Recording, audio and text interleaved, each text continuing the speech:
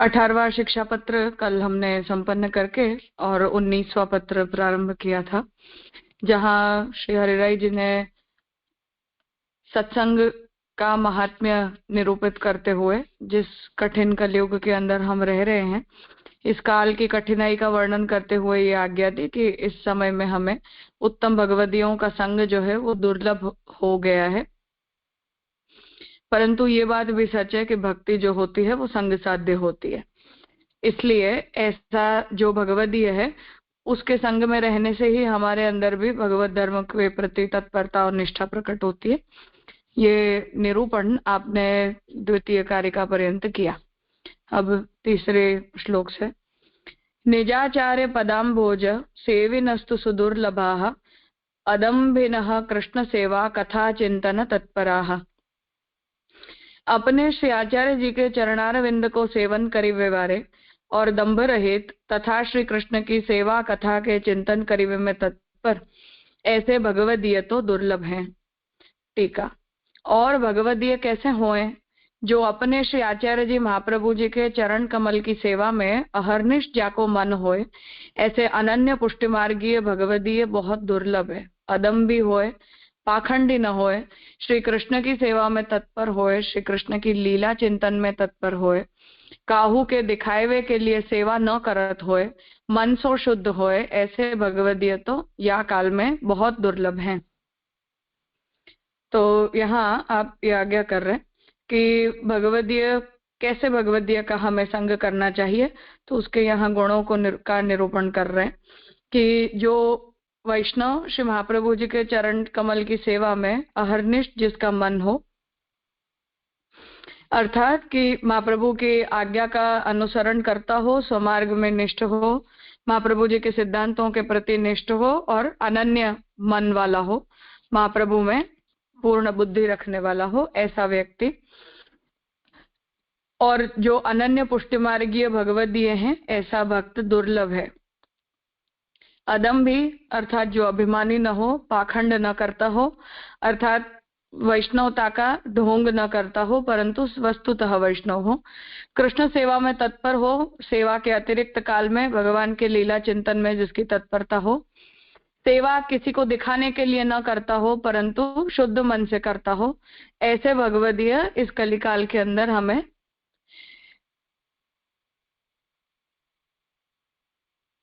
सरलता से प्राप्त नहीं हो पाते हैं, ऐसा आप यहाँ निरूपण कर रहे हैं। अहम तो सर्वथा नित्यम तथा सत्संग वर्जितः क्लिश्यामि मनसा नूनम निरानंदेन नित्यशः। अब श्री आचार्य जी, श्री हरिराय जी अपन को सत्संग के अभाव को निरूपण करत है।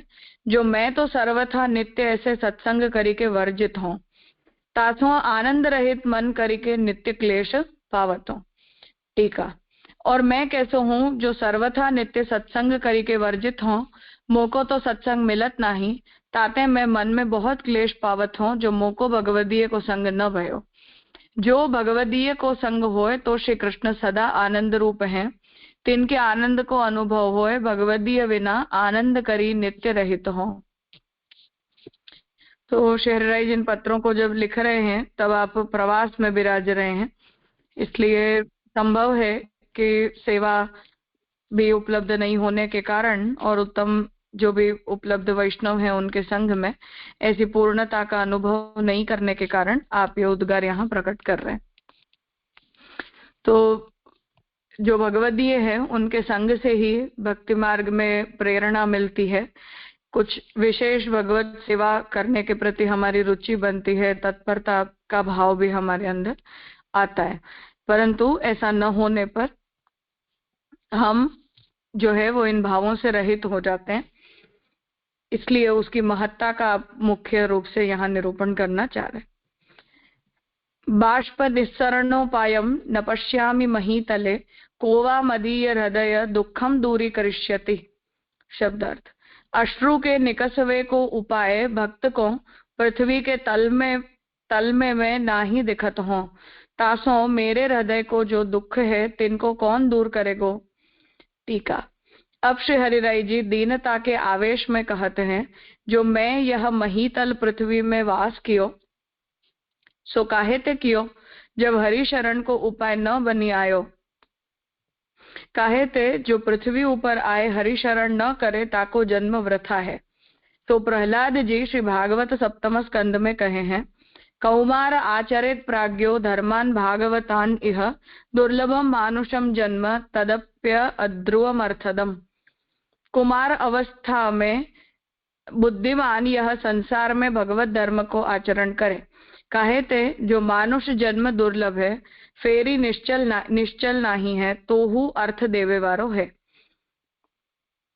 तो अब यहाँ ये आज्ञा कर रहे हैं कि श्री हरिराय जी जो है वो दीनता के आवेश में ये निरूपण कर रहे हैं कि अगर हमें ये पृथ्वी लोक में मनुष्य देह प्राप्त होता है और उसे प्राप्त करने के बाद भी यदि हम भगवान की शरणागति में निष्ठ नहीं होते हैं तो ऐसे व्यक्ति का तो जन्म विफल हो जाता है।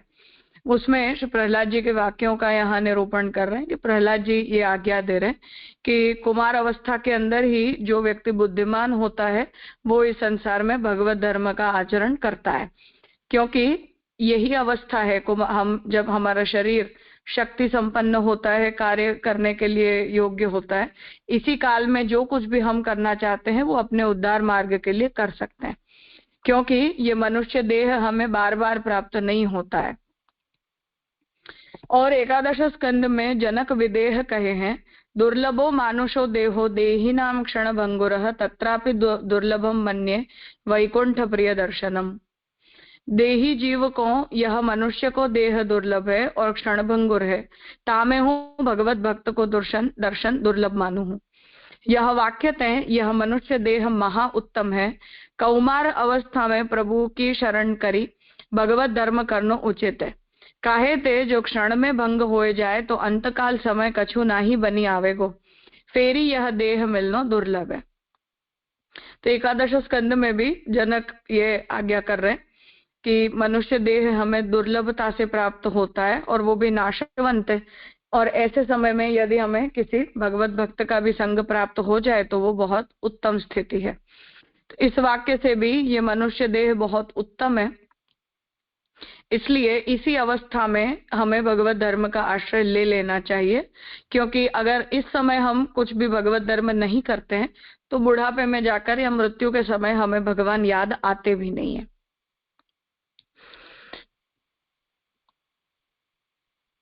ताते हैं भगवत धर्म भगवान को दर्शन दुर्लभ है, यह देह सो बने सो अवश्य कर्तव्य है। सो मोसो तो कछु ना भयो, ताते यह देह को महाशोक है। जैसे चिंतामणि पाए के कोड़ी के पलटे दे, फिर चिंतामणि के गुण सुने तब अनेक दुख पावे, तैसे यह देह पाए के लौकिक में लगावे हरि शरण नहीं करे ताको जन्म वृथा है। ताते मैं हरि शरण को उपाय नहीं कियो सो हृदय में महा दुख है। यह मेरे हृदय को दुख दूरी करे ऐसो कौन है। तो यहाँ आप ये आज्ञा कर रहे हैं कि हमारे मनुष्य देह का दुरुपयोग करने का उदाहरण दे रहे हैं कि जैसे हमें कोई चिंतामणि प्राप्त हो जाए जो हमारी सभी इच्छाओं को पूरी कर सकती है, अमूल्य है, परंतु किसी व्यक्ति को उस चिंतामणि का मूल्य न पता हो और वो कौड़ी के भाव उसे बेच दे, कुछ पैसों में उसे बेच दे, और फिर जब उसे ये पता चले कि मैंने तो इतनी दुर्लभ संपत्ति का जो है वो इसी दुर्लभ वस्तु को जो है वो मैंने छोड़ दिया, तब उसे इस बात का क्लेश होता है। उसी प्रकार से जो हमारा ये मनुष्य देह है वो मनुष्य देह भी अतिशय दुर्लभ है, इसलिए इस देह को भी यदि हम भगवत कार्य में न लगाकर लौकिक कार्यों के अंदर लगा देते हैं तो जब हमारा ये जीवन खत्म हो जाता है तब हमें ये पता चलता है कि इस देह का उपयोग हम उत्तम धर्मों में कर सकते थे, उत्तम भगवत धर्म के अंदर इसका विनियोग हम कर सकते थे, परंतु ऐसा न करने का अनुभव हमें बाद में जाकर होता है और फिर ऐसे दुख करने पर भी कोई लाभ प्राप्त नहीं होता, ऐसा यहाँ आप निरूपण कर रहे हैं।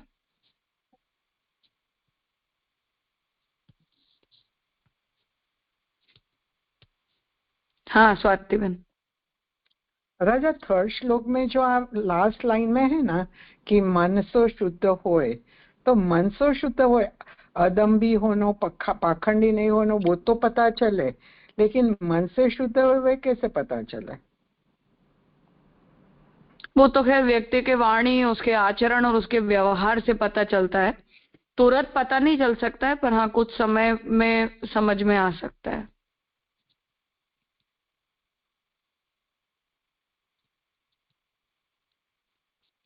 और यहाँ 5th में निश्चय नहीं है, वो जो है ना, मनुष्य जन्म दुर्लभ है और निश्चय नहीं है, तो मनुष्य जन्म मिलेगा वो निश्चय नहीं है, ऐसा समझना है। नहीं, ऐसा नहीं। इस जीवन, ये भी जीवन हमारा कब तक है उसका भी निश्चय नहीं है, और आगे मिलेगा कि नहीं इसका भी निश्चय नहीं। ओके, जी राजा।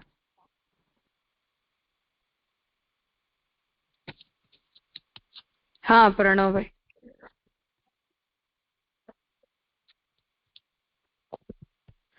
जी राजा, 5वें श्लोक के शब्दार्थ में जो पहली लाइन है, अश्रु के निकसवे को उपाय भक्त को पृथ्वी के तल में ना ही देखत हो, ये मतलब ये समझ नहीं आया। टीका तो समझ आई, पर ये क्या अश्रु के निकसवे को उपाय से क्या कह रहे हैं?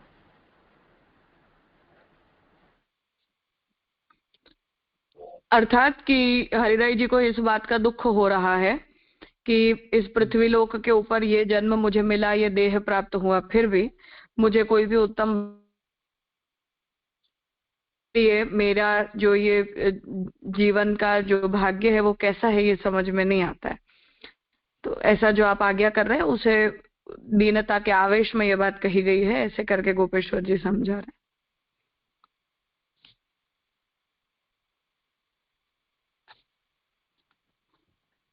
अर्थात मतलब इस दुख के कारण उन्हें ये मतलब दुख हो रहा है, उसके आवेश में अश्रु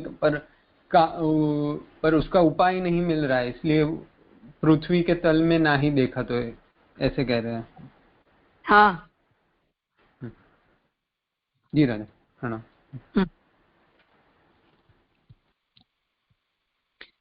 व्रजवासस्तथा श्रीमद् यमुना दर्शनम गतम, दूरे गोवर्धन द्रशिर्दूरे तन्नाथ दर्शनम। व्रज में वास तथा श्रीमद यमुना जी को दर्शन, तथा यमुना जी के स्वरूप को ज्ञान, तथा श्री गिरिराज जी के स्वरूप को ज्ञान, और श्री गोवर्धन नाथ जी को दर्शन, सर्व दूरी गए। तो हरिराय जी के ही समय में सभी आचार्यों को व्रज छोड़कर और निकल जाना पड़ा। तो उसका भी आप यहाँ क्लेश व्यक्त कर रहे हैं, क्योंकि पधराए गए अंततः, और विठलनाथ जी भी वहीं बिराजे, मतलब हरिराय जी भी घसियार ही बिराजे। वो पूरा जो पीरियड है वो हरिराय जी के मार्गदर्शन में ही ये स्थानांतरण पूरा व्रज से नाथ द्वारा के राजस्थान के क्षेत्र में पूरा किया गया था।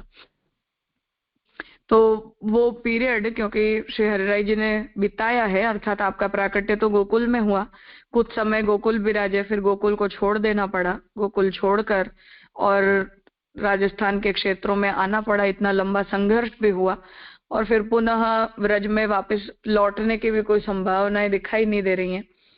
तो ऐसा जो ये पीरियड है वो भी श्री हरिराय जी के सामने का है, इसलिए उसके भी क्लेश का आप यहाँ वर्णन कर रहे हैं। क्योंकि हमें जो इतिहास प्राप्त होता है उसमें सभी आचार्य केवल इतना सोचकर व्रज से निकले थे कि कुछ समय बाद जब यमलेच्छों का उपद्रव शांत हो जाएगा फिर हम वापस आ जाएंगे। तो केवल एक टेम्पररी रूप से हम अपना स्थान बदल रहे हैं, ऐसा ही सबका विचार था। हम हमेशा के लिए यहाँ से जा रहे हैं, ऐसी भावना उस समय में सबके मन में नहीं थी। तो वो बात यहाँ कहना चाह रहे। हरि शरण को साधन कछु न बनी आयो, व्रजवास हु न भयो। व्रज देश है सो महा उत्तम है, प्रभु शरण करिवे को स्थल है। तहां परे रहिए तो प्रभु अपनो जानी के कृपा करे। सोहु मोको न भयो, और श्री यमुना जी को दर्शन नाही है। सो श्री यमुना जी कैसे है, जो दुष्ट प्राणी अनजाने एक बार हु जलपान करे, तो वह जीव को यमयातना न होए, ऐसो प्रताप है। जा जीव श्री यमुना जी को आश्रय करे, तिनको श्री यमुना जी श्री ठाकुर जी की लीला को अनुभव करावे। सर्व कार्य सिद्ध करी, अलौकिक देह सिद्ध करे। ऐसे श्री यमुना जी को दर्शन हूँ नहीं है, और श्री गिरिराज जी हूँ मोते दूरी हैं। सो श्री गिरिराज कैसे हैं, जो इनके संगत हैं, भीलनी को हूँ भक्ति भई। ऐसे श्री गिरिराज हूँ मोते दूर है, और श्री गोवर्धन नाथ जी को दर्शन हूँ मोको दुर्लभ भयो है। या भांति मैं परदेश में हो, अब मैं कहा करूं, तहां कोई कहे, जो मन में भाव करी, जा वस्तु को स्मरण करे, सो पास ही है। ताते मन सो भाव करी व्रज, श्री यमुना जी, श्री गिरिराज, श्री गोवर्धन नाथ जी, इन सबन के दर्शन करी लेऊ। इतनो खेद क्यों पावत हो, या भांति कोई कहे, तहां कहत है। तो आप यहाँ ये आज्ञा कर रहे हैं कि भगवान की शरणागति के साधन के रूप में व्रजवास सिद्ध हम करते हैं, ताकि लौकिक विचारों में, लौकिक व्यवहारों में हम न लगे, और व्रज के अंदर हमें भगवदीय वातावरण प्राप्त हो। प्रभु की लीलाओं का अनुसंधान नित्य बना रहे, उत्तम भक्तों का भी संग बना रहे, परंतु वो नहीं हो पाया। यमुना जी के भी दर्शन नहीं हो पाते हैं। तो यमुना जी का महात्म्य क्या है उसे बता रहे हैं कि वो यमयातना को भी निवृत्त कर देते हैं। जो जीव श्री यमुना जी के प्रति आश्रित होता है, उन्हें यमुना जी भगवत लीलाओं का अनुभव करवाते हैं, उसके देह की अलौकिकता का संपादन करवाते हैं। ये यमुनाष्टक में जो यमुना जी का ऐश्वर्यों का निरूपण किया है, उनका निरूपण करते हुए आप ये आज्ञा कर रहे हैं कि ऐसे श्री यमुना जी का दर्शन भी हो नहीं पाया। गिरिराज जी जो है, उनके भी महात्म्य का यहाँ निरूपण कर रहे हैं कि गिरिराज जी के दोनों स्वरूप से उन्हें माना गया है, भगवान के सर्वोत्तम भक्त के रूप में भी और साक्षात भगवत रूप होने के रूप में भी। तो उनके संसर्ग में रहने से भी हमारे हृदय में भगवत भक्ति की सिद्धि होती है। परंतु ये सब कुछ सिद्ध न हो पाने के कारण वो स्वयं परदेश में है, अर्थात जैसलमेर विराज रहे हैं। तब अपने मन के अंदर इस प्रकार का क्लेश होता है, इन सभी का स्मरण आता है। इसलिए भाव मात्र से ही दर्शन क्यों नहीं कर सकते, व्रज के दर्शन हो जाते हैं, तो स्मरण मात्र से भी दर्शन क्यों नहीं कर सकते। तो उसका उत्तर जो है वो अब आगे की कारिका में देने जा रहे हैं।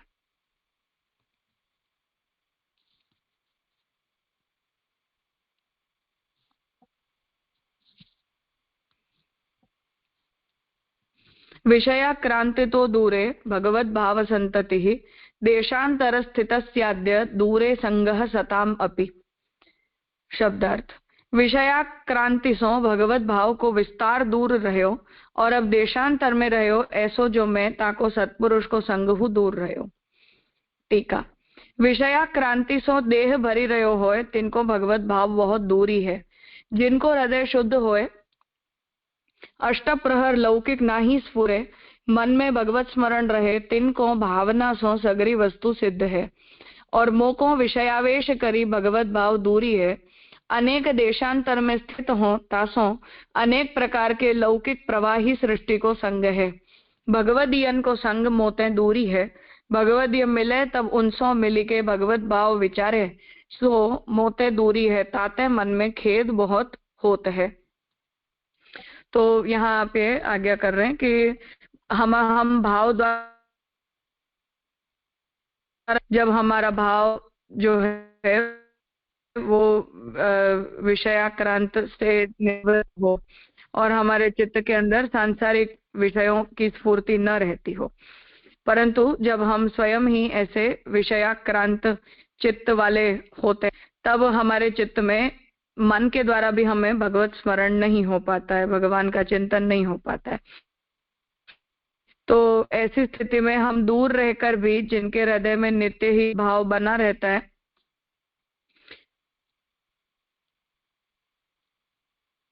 उन लोगों को तो चित्त के द्वारा भी भगवत भाव बना रहता है, भगवान का स्मरण भी बना रहता है। परंतु जब हमारा चित्त शारीरिक विषयों से भरा हुआ हो, तो भगवान की ऐसी आंतरिक स्फूर्ति भी हमें हो नहीं पाती है। इसलिए उसका दुख जो है वो आप यहाँ प्रकट कर रहे हैं।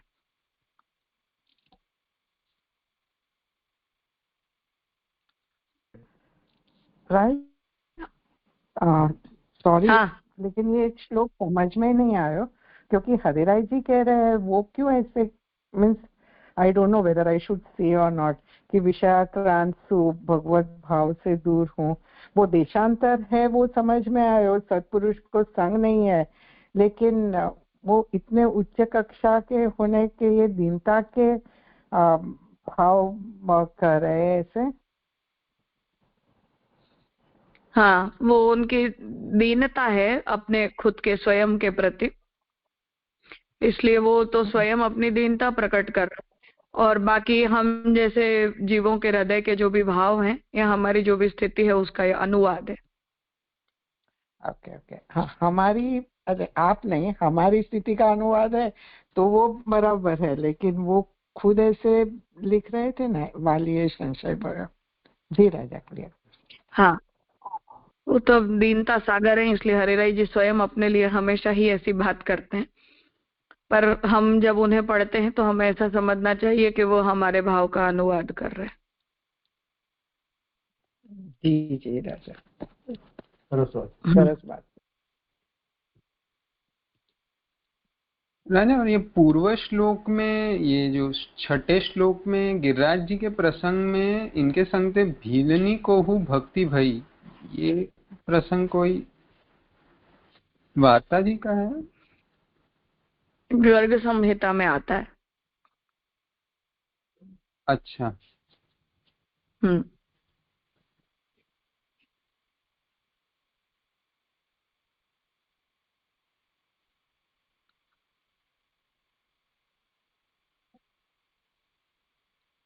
हाँ अर्पिता बेन। હા રાજા દંડવત પ્રણામ રાજા અહીંયા જે કીધું કે व्रजમાં वास नहीं, यमुना जी का दर्शन नहीं हो रहे हैं, तो उनके ठाकुर जी तो उनके साथ होंगे ही ना, विराजते ही होंगे ना? नहीं नहीं, वो तो जैसलमेर यात्रा में है ना, ठाकुर जी तो उनके नाथ द्वारा घर पे विराज रहे हैं। अच्छा अच्छा, इसलिए हम्म। वो ज्यादा बता रहे हो चिंता का भाव। हाँ जी राजा दंडवत प्रणाम। हाँ, ठीक है, तो आज यहाँ रखते हैं, आगे का विषय फिर कल करेंगे।